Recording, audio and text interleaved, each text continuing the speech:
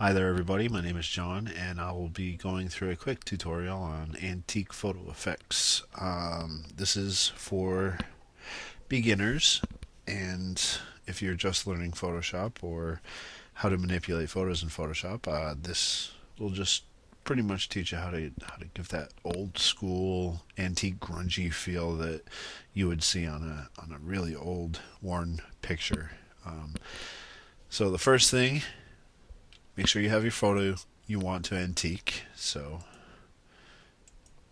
there's the photo I'm going to antique. It's a picture of my niece Katie. Next thing, make sure you have a grungy texture ready. I went out and searched the webs and found a non-copyrighted version of a photo. This is free to use, and I found it out in the interwebs, but make sure you check the copyrights on all the photos that you're going to be using, and also have a grungy border ready. Sometimes you can actually find a really good grungy border slash grungy texture pre-mixed all together, so you only need to have one texture, but I'm doing a two-part here, and there's my border. So as long as you have your photo, your grungy texture, and your grungy border ready, we can continue.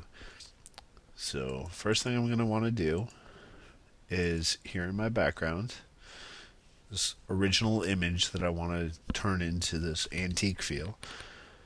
Down at the bottom of your layers palette, there's this little half black, half white circle. These are adjustment layers, and go into hue saturation. Hue saturation opens up an adjustment box right here, and sometimes it opens it up to the side depending on how you have it laid out.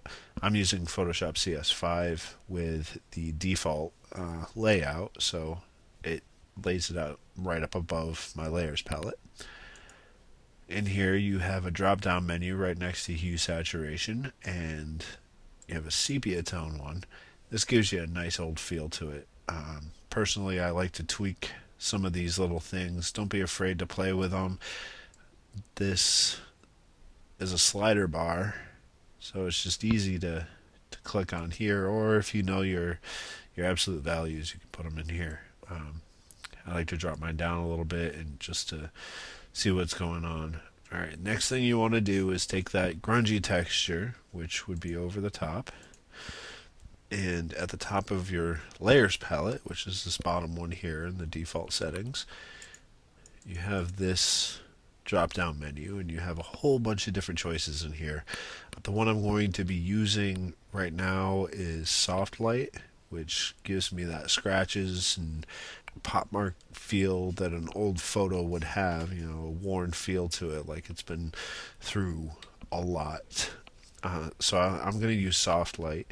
You can go through and check out some of the other ones depending on what effect you're looking for whatever project you're looking for, but I think soft light works for me here in this case. You can also adjust the opacity to suit your needs. Since that's set the way that I want it to, I'm going to take my grunge border layer and do the same thing.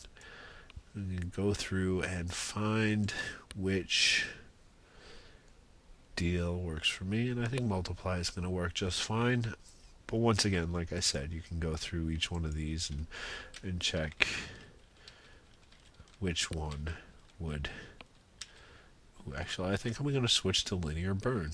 It makes for a nice harder edge on this border. So it's really all about playing with the textures that you have and messing around with some of the things that you have at your disposal here in Photoshop. I mean, it's a very powerful program, so I hope you take advantage of some of these little tips and tricks. So there you have it in a couple quick, easy steps. I hope you enjoyed this very quick tutorial on how to antique a photo, and if you have any questions, don't forget to email me. Here's a list of things you can do for this tutorial. You can pause it here and write it down if you need, and there's my email down at the bottom if you need to get in touch with me. It's artmonger78@gmail.com.